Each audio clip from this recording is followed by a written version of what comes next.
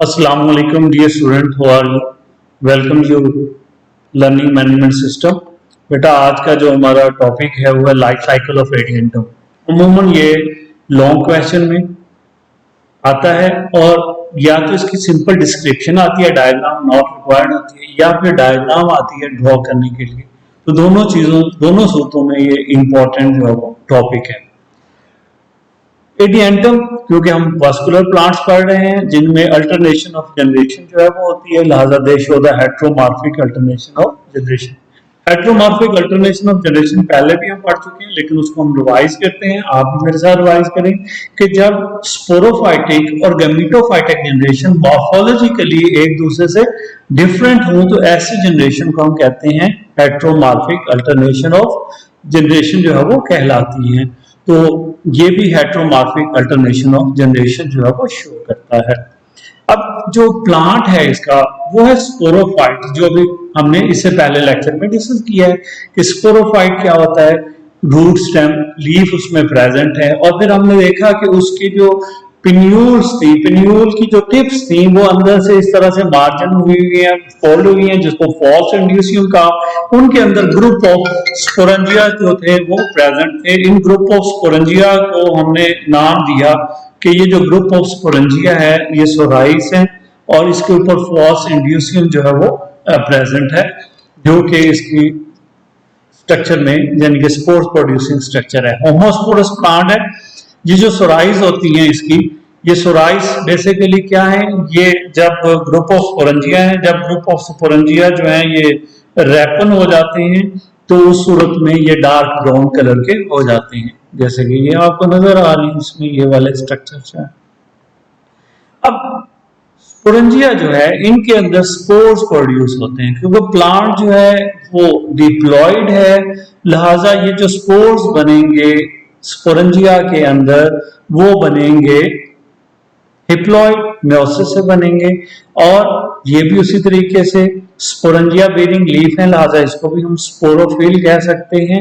अगर हम एक स्पोरेंजिया को देखें तो स्पोरेंजिया के नीचे जो है मल्टीसेलर स्टॉक है। मल्टीसेलर स्टॉक के साथ जो है वो एनुलस थिक वॉल सेल्स होते हैं जो 2/3 जो है उसको हम कहते हैं 3/4 पार्ट जो है वो इसका बनाते हैं, जबकि स्टोमियम सेल्स जो हैं जो कि थिन वॉल सेल्स हैं ये जो है 1/4 जो है वो बनाते हैं, जो कि स्टोमियल सेल्स की वजह से बनता है। अब स्टोमियल सेल्स जो हैं जब अंदर स्पोर मदर सेल्स हैं, ये स्पोर मदर सेल्स में मेयोसिस होगी, स्पोर्स बन जाएंगे। स्पोर्स जब मैच्योर होते हैं तो एनुलर सेल्स हैं, क्योंकि स्पोरेंजिया ड्राई होता है, स्पोरेंजिया के ड्राई होने की वजह से एनुलर सेल्स जो हैं ये कॉन्ट्रैक्ट करते हैं। इनके कॉन्ट्रैक्ट करने की वजह से स्टोमियल सेल्स जो हैं वो बस्ट हो जाते हैं, यानी कि वो फट जाते हैं, क्योंकि वो छोटे हैं, थिन वॉल्ड हैं और उनकी वॉल्स जो है वो इतनी ज्यादा रेजिस्टेंस नहीं है, लिहाजा यहाँ से ये बस्ट हो गए। और जब ये बस्ट हो जाते हैं तो बस्ट होने के रिजल्ट में स्पोर, जो कि क्योंकि एक ही तरह के स्पोर्स हैं लिहाजा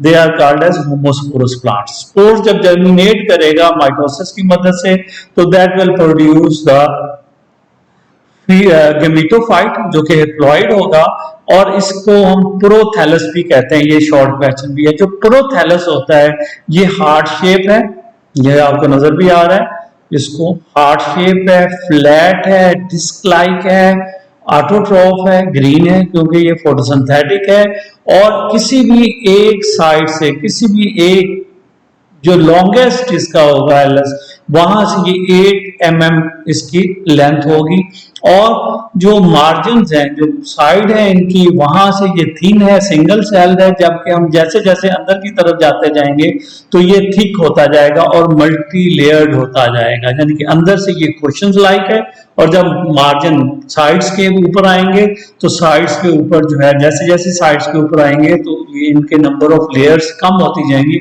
और अल्टीमेटली जो मार्जिन है यानी कि ये जो इसकी आउटर मार्जिन है यहाँ पे ये सिंगल लेयर हो जाता है।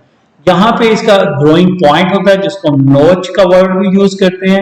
इसके इर्द गिर्द फीमेल रिप्रोडक्टिव स्ट्रक्चर जो कि आर्चिगोनियम कहलाती है वो प्रेजेंट है, जबकि लोअर साइड के ऊपर राइजोइड्स होते हैं जो कि यूनिसेलुलर राइजोइड्स होते हैं, और ये जो राइजोइड्स हैं इनके दरमियान में एंथ्रेडियम्स जो है वो प्रेजेंट होते हैं।